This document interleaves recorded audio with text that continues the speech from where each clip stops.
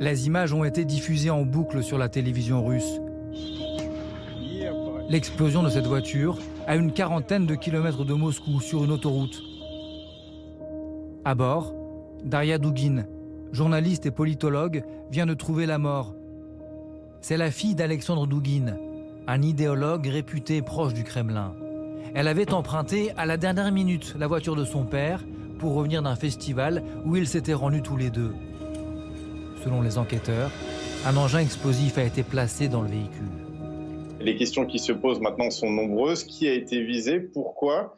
Et par qui? De nombreux propagandistes et responsables de médias d'État russes se multiplient les déclarations depuis ce matin sur leurs réseaux sociaux pour affirmer que l'Ukraine est forcément derrière cette attaque.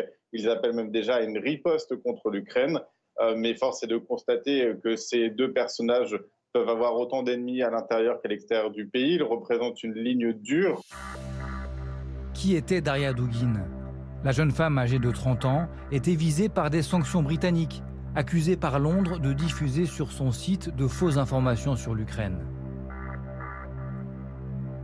Francophone, elle avait accordé en 2019 une interview au site identitaire Brésinfo, où elle défend la propagande du Kremlin.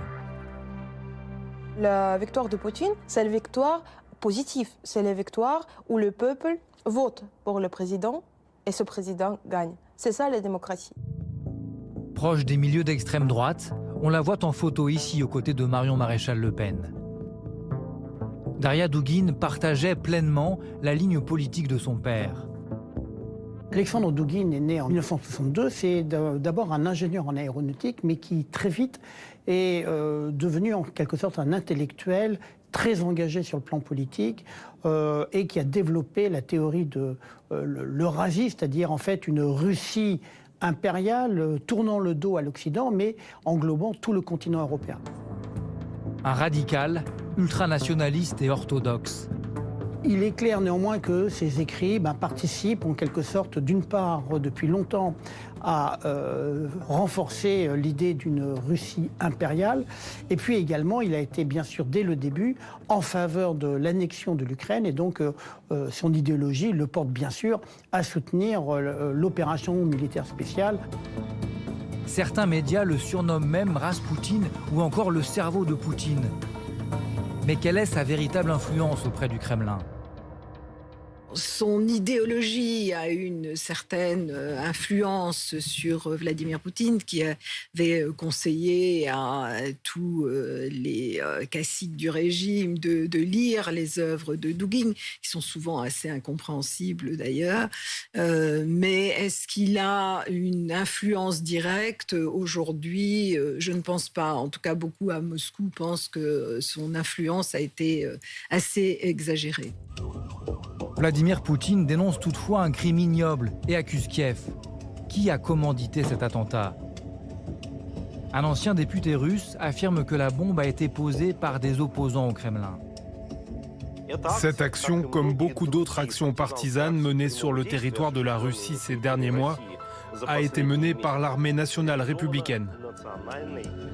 Ilya Ponomarev avait voté contre l'annexion de la Crimée en 2014. Exilé à Kiev, où il a créé sa propre chaîne de télévision, il relaie les revendications de ce groupe jusque-là inconnu. Les combattants de l'ANR m'ont chargé aujourd'hui de lire leurs déclarations.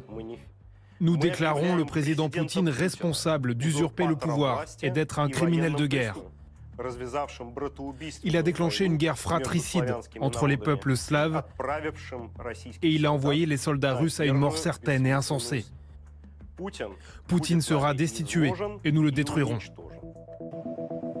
De leur côté, les services secrets russes n'ont pas tardé à dévoiler le nom de l'auteur supposé de l'attentat. Une femme ukrainienne de 43 ans, arrivée en Russie en juillet, qui se serait enfuie en Estonie avec sa fille après l'explosion. 6 mois après le début de l'offensive en Ukraine, et alors que le conflit est de plus en plus visible en Russie, la guerre de l'information fait rage.